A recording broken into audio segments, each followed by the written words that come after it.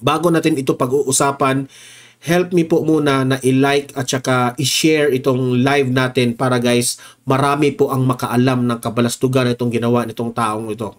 Okay? Sabay-sabay muna tayong mag-like and share sa Don Mar TV. 1, 2, 3, go! Thank you very much. And also guys, kung bago ka pa lang dito sa aking channel, sa Don Mar TV, mag-subscribe na po kayo para updated kayo lagi sa ating mga balita. And at the same time, yung cellphone ninyo, ma-notify yan kung meron tayong bagong uploads, meron tayong breaking news na kagaya nito, o kung nagla-live tayo ang Don Mar TV. Okay? So, importanteng mag-subscribe. Sabay-sabay tayong mag-subscribe. 1, 2, 3, go! Okay, ayan. Thank you very much. Okay. Going back directly sa ating main topic. Itong balita na ito reaction natin ito sa binalita ng GMA at ng ABS-CBN. Alam ko po, itong balita na ito magti-trending na naman ito eh. Kumakalat na ang diskarte ng Administrasyong Marcos na sila po ay may kabalastugan. Isa na dyan yung mga issues ni PBBM, na si PBBM ay bangag di umano, no? Na kailangan na siyang magpa hair follicle test para mapatunayan niya sa taong bayan na siya ay malinis. Pero itong si Marbel, anong sinabi? Sabi niya, yung iba gumagamit ng bawal na gamot pangpahaba ng oras. Hindi naman talaga addict yan. Yan ang sinabi niya, di ba? Marami po ang nagalit na mga taong bayan sa sinabi ni Marbel. Kasi po, para sa kanila, mali si Marbel. Okay? Ngayon, merong iba dyan, nire-respeto yung opinion ni Marbel. Paano kami rirespeto sa mga sinasabi ninyo? Paano kami rirespeto dito sa presidente?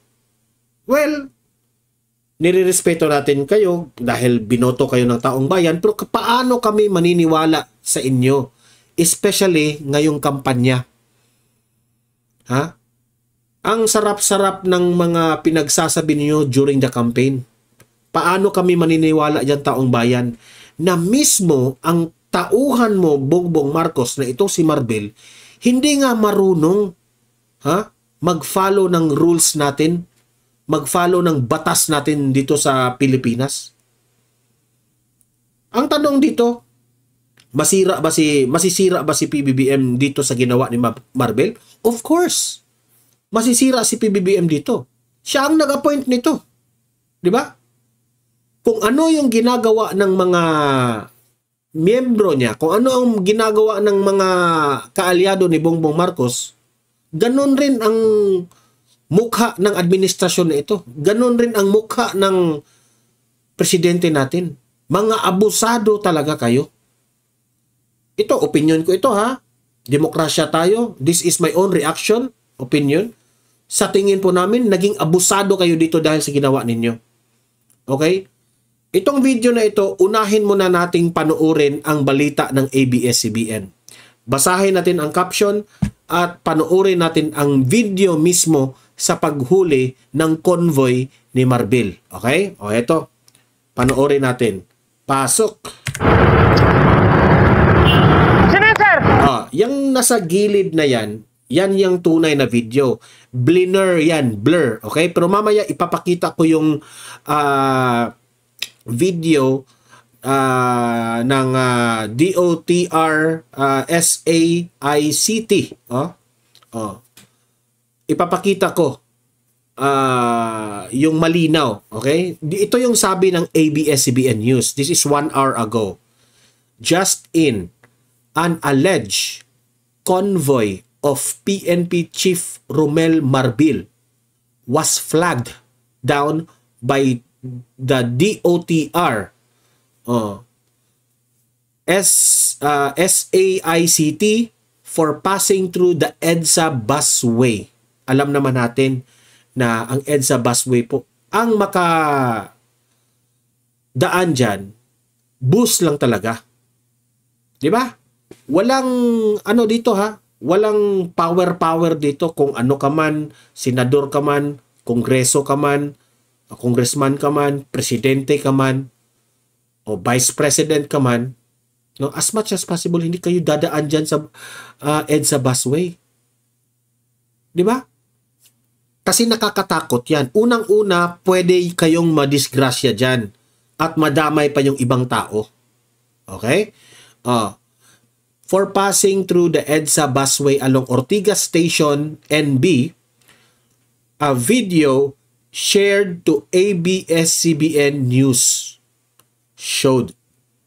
ABS-CBN News is seeking the comment of the PNP.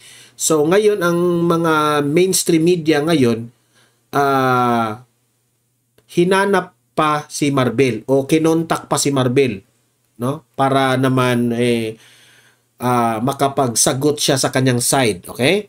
But it has yet to respond to us as of this story posting. Okay? So ito yung sa ABS-CBN. Okay? I-play natin yung video. Ano sir? Sino po yan? Nagtatanong yung mga taga DOTR ha. Sino po yan? Tinanong yung mga convoy ni Marbel. Okay? Sino po? Ay, bawal po dito dumaan, sir. So, sinabihan ito mga convoy ni Marbel ha. Sir, bawal ito dumaan, sir. Di ba? Pero, walang kasalanan yung DOTR ha, kasi maganda ang kanyang the way siya nakipag-communicate sa convoy ni Marbel, no? Sinabihan siya, bawal yan, sir. At alam ninyo yan. Alam ni Marbel yan na bawal. Bakit pinipilit yung dumaan dyan? Bakit nyo pinipilit? Anong tawag namin sa inyo dito? Dahil ba nasa posisyon kayo? Dahil ba chief PNP kayo? Aabusuhin nyo yung taong bayan? Dadaan kayo dyan kahit bawal? Di ba? Kaya sabi ko sa inyo, dapat ba nating iboto itong alyansa ni Bongbong Marcos? Hindi. Abusado na po sila. Hindi po natin dapat iboto yung mga senador niya. Mas lalong lalala ang bansa natin. Ito nga, hindi pa nga nakapasok sa mga senador, hindi pa nga nakapasok sa pagka-senador yung mga kaalyado niya, ni Bongbong Marcos. Ganito na po yung mga ginagawa na ng tauhan niya. Now, kung kayong mga loyalista, kayong mga supporter ng administrasyong ito,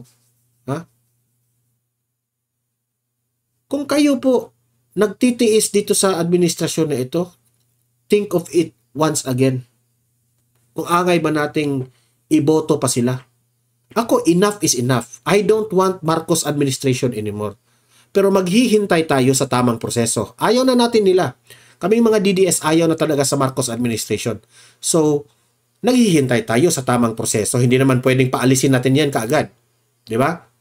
Unless kung ang tao na talaga magsasabi kung mag-people power man. Pero ito, ganito po sila. Ganito po sila kabalasubas, ganito po sila ka-unproductive. Grabe naman kayo. Hindi nyo nga na-solve yung problema natin sa kriminalidad at sa droga. Tapos ginagawa pa kayong ganito. Saan napupunta ang bansa natin dito? Hindi nga kayo nag-follow ng rules. Tapos kayo ang titigas ninyo kapag nag-implement kayo kung ang taong bayan yung hindi nag-follow ng ating batas, ang titigas nyo. Pero kung kayo nagkaganito, ano kayo ngayon? Bongbong Marcos, you have to i-kick out nyo ito sa pagka-chief PNP. Hindi po maganda ito. Sa totoo lang. Sinabi ko na po yan eh. Sabi niya, sinabi ko na po yan eh. O, alam yan ng buong taong bayan na mali talaga yan. Sino po yan, si? O, tinatanong na ngayon ha, sino yan? Sino yan? Sa PNP lang. O, Chief PNP raw ha, si Chief PNP. Sir, sino po yan? So, actually, intayin natin ha. Antayin natin ang statement ni Chief PNP Marbel. Baka i-deny niya ito. Okay? Kasi nasa loob lang siya. Pero sabi ng mga tauhan niya, si Chief PNP, patay tayo dyan. Booking ka dito. Booking ka dito, ha? Kasi sabi ng ABCBN, convoy ng Chief Romel Marbil. Okay? Sino po yan? Sino po yan? Clarify talaga. Sino yan? Sino yan? Sir, bawal po kasi, sir. Bawal pong dumaan dito, sir. Nagpaliwanag ang DOTR ha. Hindi sila nagkulang na nagpapaliwanag. Wala po. Sabi namin yung rally sa EDSA sa PNP ko eh. Minomonitor namin yung rally. Sir, wala kayong coordinate. Minomonitor nila ang rally. Dapat tumawag kayo kagad kanina. Sir, ano naman talaga dito na makikita tayo ng sir, nakikita tayo ng mga sibilyan na hindi. Sabi ng taga DOTR, sir, hindi pwede, sir. Hindi kayo pwedeng dumaan dito. May camera. Nakikita po tayo ng mga sibilyan. Anong sasabihin ng sibilyan? Kung makakita na dumaan yung convoy ni Marbel, unfair. Di ba? What's the point na gagawa tayo ng batas na para laman ito sa mga sibilyan? Para lang ito sa taong bayan? Pero kung kayo empower kayo, lalabag kayo dyan? Unfair naman kayo. Ano? Sino po yan? Sino po yan na PNP? Tinatanong na naman, sino dyan na PNP? Sinigurado ng DOTR. Alam mo, sa totoo lang, good job sa mga taga-DOTR eh. Good job sa inyo. Kasi po, wala po kayong sinasanto at pinipili. Talagang, titikitan talaga. Chief, alam niya na yan, sir eh. Diba? Sabi ng mga convoy ni Chief PNP Marbel na si Chief PNP yan. Sinabi rin ng taga-DOTR na, sir, alam na niya yan, sir. Meaning to say, alam na ni Marbel na bawal dumaan dyan. O bakit kayo dumaan dyan? Diba? Sino po, si? Pagrami kami. Oo nga, pagkarami. Alam niya naman na bawal. Yung yung convoy na ito ni Marbel, pakrami raw sila. Yan dito, sir eh. Mag-coordinate po tayo. Di ba? Mag-coordinate po tayo. Tama yung taga-DOTR. You cooperate. Batas yan eh. Huwag niyong abusuhin yung batas. Kasi paano lang, patigitan na lang po. Para pang iiwas sila ha. The way I look at it, parang iiwas. Pero gusto ng taga-DOTR, hindi ito sasantuhin. Titikitan nila. Tama yan. Huwag kayong umiwas ha. Titikitan natin yan. Ha? Balik na lang kami. Babalik raw sila. Hindi. Naka-video po kayo. Titikitan kayo. Diyan, nasa akto na yan. Paano na lang? Patikitan na lang? Ticket na lang. Para fair naman. Yung iba nga, kapag lumabag sila, ticket ka agad. Huwag kayong sabihin nyo, babalik lang kayo. Wala na. Kasi alam niyo naman ulit-ulit na lang tayo, sir. Alam niyo naman talaga yung mandate. Diba? Paulit-ulit na lang tayo. Ha? Ano na siya? Humingi na ng paumanhin yung taga-DOTR. Paulit-ulit na lang kayo. Wala siyang pakialam kahit Chief PNP ka pa. Tikitan kayo. Dito. Ang tanong yan, sinong magbabayad? Pera rin yan ng taong bayan kung gagamit. Sinong magbabayad dyan sa violation na yan? Dapat si Marbel ang magbayad dyan kung siya man talaga yung nasa loob. Hindi yung pera ng Chief PNP na hindi pera ng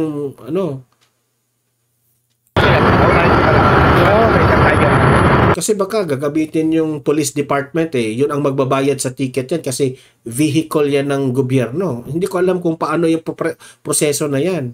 Pero kung gagamitin nila mismo ang pera ng taong bayan para sa violation na yan, naglolokohan na tayo dito, paikot-ikot lang yung pera. Di ba? Kasi hindi ko alam kung anong mangyayari dito. Titikitan yan, di ba? O, sinong lisensya ang kukunin? Tapos sino ang magbabayad? Di ba? Sino ang magbabayad dito? Sarili bang pera sa driver o budget ng police department, di ba? O naglulukuhan tayo dito. Umiikot lang yung pera natin. Paano, sir? Sir, paano ko sa may video tayo. Paano yan? May video tayo. Yan ang sabi niya. Kung ayaw nyo mag-video tayo. Papatigil to mga kebe. Akin mo na yung ticket. Akin na po yung ticket. Itabi mo na doon sa dulo.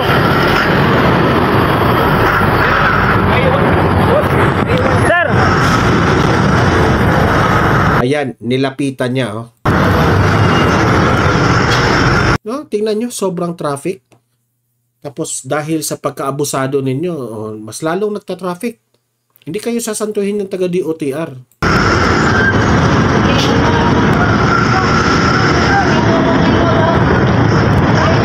Alam nyo na bawal dito eh. Tama, bawal talaga yan.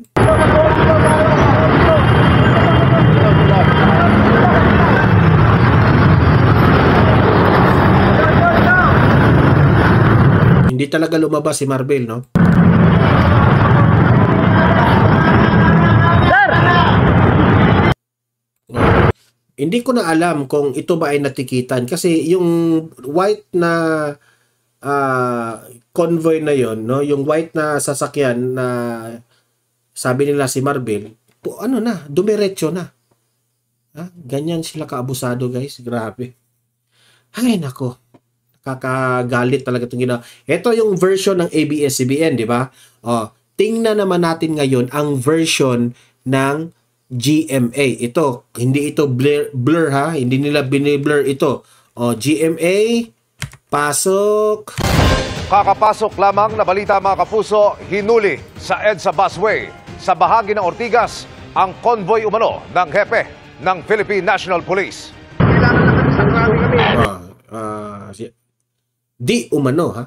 Chief sa PNP, Chief PNP. Ito na po yun, hindi ito blur ha. Sir, sino po yan? Sir, sa pagdadaan dito, alam nyo naman may bandit dito, sir. Tinanong siya ha, sino po yan? Parang ayaw pa niyang aminin kung sino ha. PNP kami. Chief PNP kami. Taga-Chief PNP kami. Meaning convoy ni Chief PNP. Marvel, magsalita ka dito kung ikaw ba ito ha. Tingnan natin kung magsisinungaling ka ba o magsasabi ka ng totoo. Alam ko naman yan, sir. Sa eksklusibong video na nakuha ng GMA Integrated News, makikitang nakikipagtalo ang humuling tauhan ng DOTR SAIC sa pulis na miyembro ng convoy. Hindi bumaba ang sakay ng convoy. Hindi bumaba ha. Meaning to say, may tinatago tayo. Grabe ka, abusado. Grabe. Ako, I'm hoping na hindi po ito si Marvel ha. I'm hoping. Pero, sabi PNP chief good luck na lang. Pero nang tanungin ng pulis kung sino ang nasa sasakyan, sinabi nitong si PNP chief. Nakiusap pa itong daraan sa EDSA busway dahil may emergency umano at papunta silang Campo Crame. May emergency raw. Sige. Hindi natikita ng convoy na umalis agad. Pero bumalik umano ang isa sa mga convoy para magpatiket. Sinusubukan pa naming kunin ang panig ng nakaupong hepe ng PNP na si General Romel Marbil. Yan, so hindi po tayo nagpi-fake news ha. Binalita ito ng ABS-CBN at GMA. Ngayon, anong reaksyon natin dito? Sa totoo lang, marami na pong galit sa administrasyon ngayon ni Marcos. Alam natin yan. Dahil marami pong mga tinatanong ang taong bayan patungkol po sa mga BICAM scandal, blank documents, flood control projects, 20 pesos per kilo na bigas na pinangako, sa mga ayuda dyan sa House of Representatives, sa mga